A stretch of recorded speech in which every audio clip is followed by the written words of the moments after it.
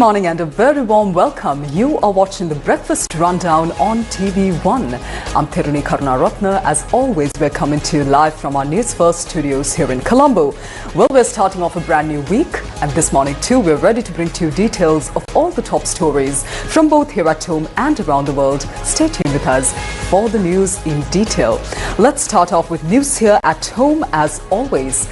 The Department of Railways says that a delay has occurred along the coastal railway line. The delay was caused after a mound of earth collapsed onto the tracks in Magalkanda, Beruala. According to the Department of Railways, efforts are currently underway to remove the debris and restore normal train operations. Now, Sri Lanka police has issued a statement regarding the incident in which a police officer allegedly assaulted a lawyer within the premises of the Mount Lavinia court. The statement clarifies that no telephone conversation took place between the Inspector General of Police and the lawyer involved, and that false news is being circulated on social media in this regard. The incident reportedly occurred on the 10th of October following an argument between the lawyer and a police constable over the parking of the lawyer's vehicle and a prison bus within the court premises. The police constable involved in the incident was arrested and produced before court and has been remanded until today. According to the statement, video footage related to the incident has been obtained as case evidence, while statements have also been recorded from several witnesses present at the scene. The IGP, after being informed of the incident, had directed the Senior Superintendent of Police in charge of the Mount Lavinia Division and the officer in charge of the Mount Lavinia Police Station to conduct a proper inquiry. However, the statement emphasizes that the IGP did not at any point order the arrest of the officer involved. The police said that when the senior officers contacted the location, they were informed that the officer had already been arrested and produced in court. The statement also notes that some unrest had occurred within the court premises as a result of the incident disrupting the court proceedings. It adds that certain lawyers had also staged a protest in response to this event. The police further stated that the officer was arrested following an order issued by the Mount Lavinia magistrate to the SSP in charge of the division to immediately take the officer into custody and produce him before court. Additionally, the orders of the IGP, the Police Special Investigation Unit, has been assigned to conduct a further inquiry into the conduct of the police officers involved. Meanwhile, the case related to the incident is scheduled to be called up in court again today. IGP Attorney Priyantha Veerasurya stated that a state counsel will appear on behalf of the remanded police officer in court today. The National Police Commission said it will meet to discuss the incident, adding that no formal complaint has been lodged with the Commission so far. However, the Commission stated that special attention has been drawn to the media reports surrounding the incident and discussions are being held accordingly. Let's move on to more local news. Police have discovered a large cache of live ammunition, including 2 aircraft destroyer rounds, during an operation conducted near the Moragahakanda reservoir. The discovery was made during a special search operation carried out based on a tip-off received by the police.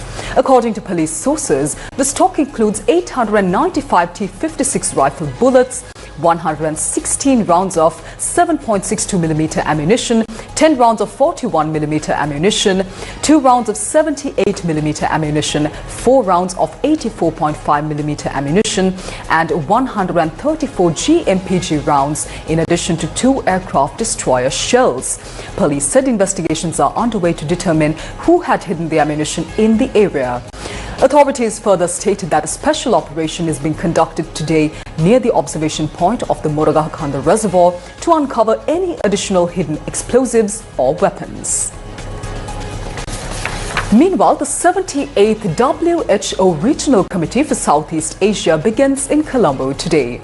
The Director General of the World Health Organization, Dr. Tedros Adhanom Ghebreyesus, will attend the session as the chief guest. Dr. Tedros arrived in Sri Lanka yesterday to participate in the regional committee meeting. He was received at the Bandaranaike International Airport by the Secretary to the Ministry of Health and Mass Media, Dr. Anil Jasinghe. Also attending the sessions are WHO's Regional Director for Southeast Asia, Dr. Katharina Boehme, along with several other WHO experts. Health ministers and representatives from 8 countries are expected to take part in these discussions. The session aims to develop develop the region's health policy framework for the coming years. Now, the key topics under discussion include promoting healthy aging through strong primary health care and strengthening the efforts against tobacco consumption. Health ministers and senior officials from member states are also expected to hold extensive discussions on expanding the South and Southeast Asian Regional Health Emergency Fund and accelerating action against antimicrobial resistance. During the session, key resolutions on major public health issues will also be adopted. The conference aims to renew commitments to promote, deliver and safeguard health and well-being for all people and to revive progress toward health-related sustainable development goals. The 78th WHO Regional Committee for Southeast Asia will conclude the day after tomorrow.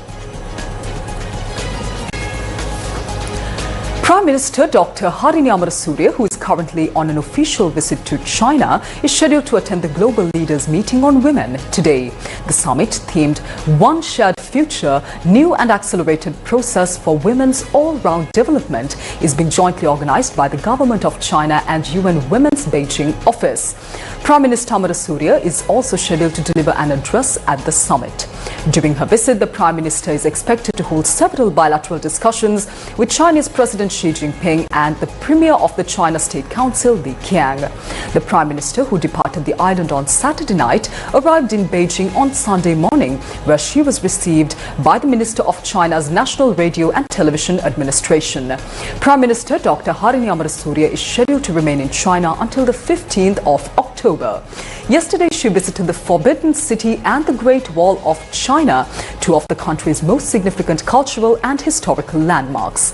Recognized as UNESCO World Heritage Sites, the Forbidden City stands as a masterpiece of imperial architecture and a symbol of China's rich history, while the Great Wall remains an enduring emblem of the nation's cultural and artistic heritage. Well, let's move on to more local news this morning. A fire that broke out at a shop in Batala last night has by now been brought under control. Police stated that the fire erupted at around 11 p.m. yesterday. The cause of the blaze is yet to be determined and further investigations are currently underway. On to weather forecast for today now. The Met Department has issued a warning for heavy rain accompanied by lightning in several parts of the country today. According to the notice, the North Central, Central and Uba provinces along with the Matara, Hambantota, Ampara, Mulathu and Baunia districts may experience heavy rainfall in the afternoon. Thunderstorms in these areas could also bring strong winds. The Met Department has advised the public to take adequate precautions against dangers caused by lightning and strong winds. Additionally, showers or thunder showers are expected across many parts of the island after 1 p.m. today. Some areas in the Sabaragamua's Central and Uba provinces may receive moderate rainfall exceeding 50 millimeters. During the morning hours, light showers are also possible in the Western and Sabaragamu provinces, as well as in the Gaul, Mathura and Putlam districts. Coming up next is international news for this morning.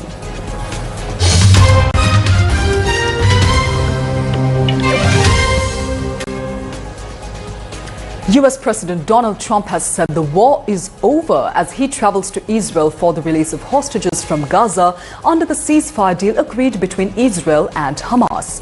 Speaking on board Air Force One, he said the ceasefire would hold a boat of peace would quickly be set up in Gaza, which he said would look like a demolition site. He also praised the roles of Israeli Prime Minister Benjamin Netanyahu and Qatar, one of the mediators.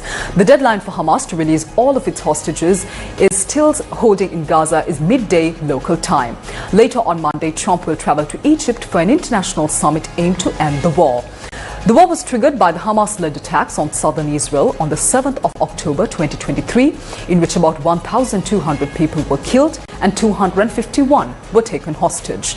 Since then, more than 67,000 Palestinians have been killed by Israel's military response, including more than 18,000 children, the Hamas-run health ministry's information says. The ceasefire in Gaza took place on Friday morning after Israel and Hamas agreed to the first phase of the 20-point peace plan brokered by Trump, with the next phases still to be negotiated. 20 of the Israeli hostages are believed to be alive, and Hamas is also due to hand over the remains of up to 28 deceased hostages. Israel should also release around 250 Palestinian prisoners and 1,700 detainees from Gaza, while increased amounts of aid should enter the Strip. An Israeli government spokesperson said they would be released once the living hostages reach the Israeli territory. Coming up next is your sports news for today.